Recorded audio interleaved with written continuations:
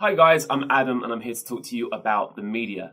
I'm a film journalist. What that means is I get to see films well ahead of time before they hit the cinemas, and I'll interview the cast and the director perhaps on that film. So if you like The Avengers, I've interviewed all the guys from that: Chris Evans, Chris Hemsworth, Robert Downey Jr. I've interviewed the guy that plays Superman, the guy that plays Batman, Gal Gadot for Wonder Woman. Generally speaking, if there's someone who works in Hollywood, I've spoken to them at some point over the past 10 years. When I was in secondary school, I had no idea what it was that I wanted to do. Everyone around me seems to have great goals and plans for what they were going to do when they were growing up, and I had no idea. What I did have was, I liked English a lot, and I had a teacher that I really respected, and he said to me, Adam, I can tell you like English, and you like reading a lot and deconstructing books that I put in front of you. So you should maybe think about becoming a journalist. And I thought, why not? I'll go for it. So I went to university, I studied journalism, and while I did that, I had a part-time job at a Blockbuster Video. Now, those don't really exist anymore, but what they were shops where people would rent out films on DVD. They'd watch them and bring them back a couple of days later. It was a fun job, but what it did mean was that I got really into films. It really developed a big passion in me. And that enabled me a few years later to combine the two. So I became a journalist. I loved films. It kind of made perfect sense for me to become a film journalist. So the great thing about being a journalist nowadays is that anyone can get into it from any walk of life. I went to university to be a journalist and I studied it for 3 years, but I work alongside people who never went to university at all. They just left school and started an apprenticeship to learn how to do that.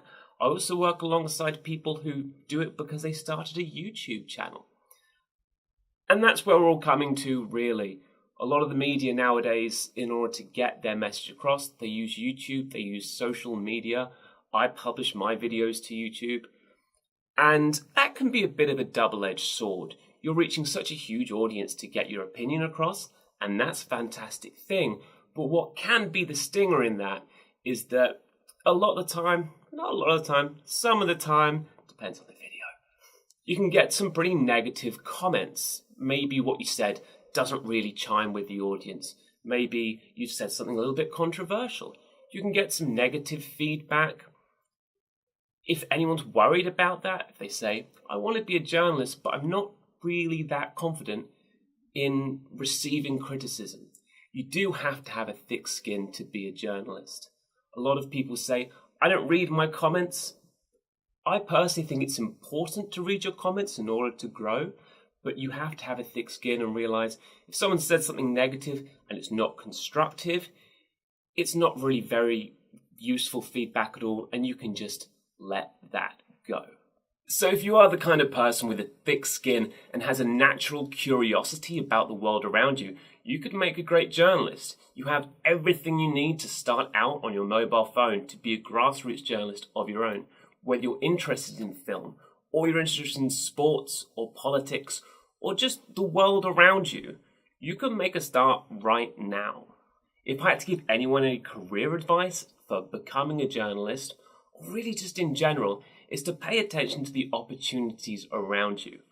Often opportunities come disguised as challenges that you're not quite sure you can manage, but people wouldn't be offering things you can't handle generally.